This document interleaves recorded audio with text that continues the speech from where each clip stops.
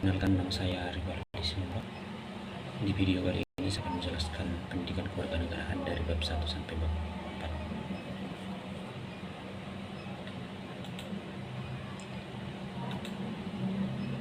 4. Yang pertama di bab 1, hakikat pendidikan kewarganegaraan.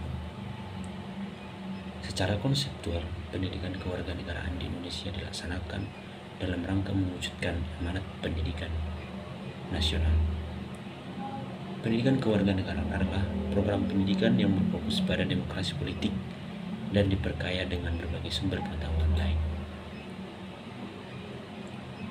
Tujuan pendidikan kewarganegaraan yaitu membina moral yang diharapkan dapat diwujudkan dalam kehidupan sehari-hari. Kemudian di bab 2 itu adalah tentang identitas nasional. Jadi identitas nasional itu adalah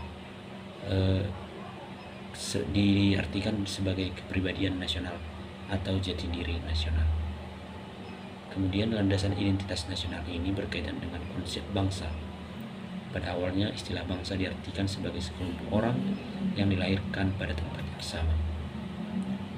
Unsur pembentuk identitas nasional itu ada dua. Yang pertama identitas kesukubangsaan disebut sebagai identitas kelompok. Kemudian identitas kebangsaan yaitu identitas seperti bahasa nasional, bendera, lagu kebangsaan, dan sebagainya. Jadi tantangan di dalam identitas nasional itu adanya lunturnya nilai luhur, kemudian melemahnya rasa nasionalisme, dan lebih bangga menggunakan bahasa asing daripada bahasa Indonesia. Selanjutnya di bab 3 yaitu integrasi nasional. Integrasi nasional adalah upaya untuk menyatukan seluruh unsur suatu bangsa dengan pemerintahan dan wilayahnya. Kemudian, pentingnya integrasi nasional. Masyarakat yang terintegrasi dengan baik merupakan harapan bagi setiap negara. Jadi, di dalam pendidikan kewarganegaraan ini ditekankan bahwa kita yang sudah belajar pendidikan kewarganegaraan ini harus terintegrasi dengan baik. Selanjutnya, sejarah dan strategi integrasi nasional. Sejarah menjelaskan bahwa negara kita sudah mengalami pembangunan integrasi sebelum bernegara Indonesia yang merdeka.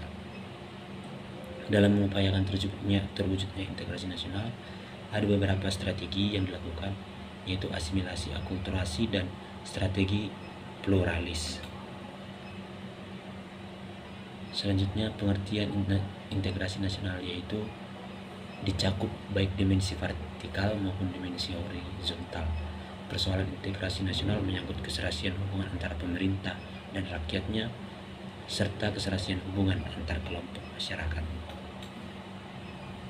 Selanjutnya bab keempat yaitu negara dan konstitusi. Negara adalah suatu masyarakat yang diintegrasikan karena mempunyai wewenang yang bersifat memaksa dan secara sah. Kemudian unsur-unsur negara secara teoritis. Suatu negara harus mempunyai unsur-unsur terbentuknya negara. Unsur negara dapat dibedakan menjadi unsur konstitutif dan unsur deklaratif. Jadi terbentuknya negara itu ada beberapa teori. Yang pertama itu dari Plato dan Aristoteles yaitu teori hukum alam. Selanjutnya Augustinus Frederick Julius dan Fahrenberg yaitu teori ketuhanan. Selanjutnya yang terakhir adalah teori dari Thomas Hobbes tentang perjanjian masyarakat. Sifat negara adalah 3. Yang pertama sifat memaksa, 2 sifat memonopoli, dan 3 sifat mencakup semua. Tujuan dan fungsi negara itu, tujuan negara yang asli atau yang utama adalah pemeliharaan perdamaian, ketertiban, keamanan, dan keadilan. Selanjutnya pengertian konstitusi. Konstitusi adalah hukum dasar suatu negara. Setiap negara pasti memiliki konstitusi, karena tanpa adanya konstitusi, negara tidak mungkin terbentuk. Jadi, kita masuk ke slide berikutnya yaitu tentang kedudukan konstitusi. Konstitusi menempati kedudukan yang sangat penting dalam kehidupan ketatanegaraan, karena konstitusi menjadi barometer atau tolak ukur kehidupan bernegara dan berbangsa yang syarat dengan bukti sejarah, perjuangan, dan pendahulu-pendahulu bangsa. Adapun tujuan dan fungsi konstitusi yaitu sebagai penentu, pengatur hubungan kekuasaan, sumber legitimasi, fungsi simbolik negara, dan sebagai sarana pengendalian masyarakat. Kemudian secara konstitusi dimulai dari zaman kolonial Belanda, kemudian masuk kepada Sumpah Pemuda, Proklamasi Kemerdekaan, hingga ke Undang-Undang Dasar Negara Republik Indonesia tahun 1945. Amandemennya yaitu dalam hal amandemen konstitusi, perubahan yang dilakukan merupakan sisipan dari konstitusi yang asli. Demikian pemaparan saya dari bab 1 dan bab 4. Di next video akan dijelaskan yaitu bab 5 sampai bab 9. Terima kasih.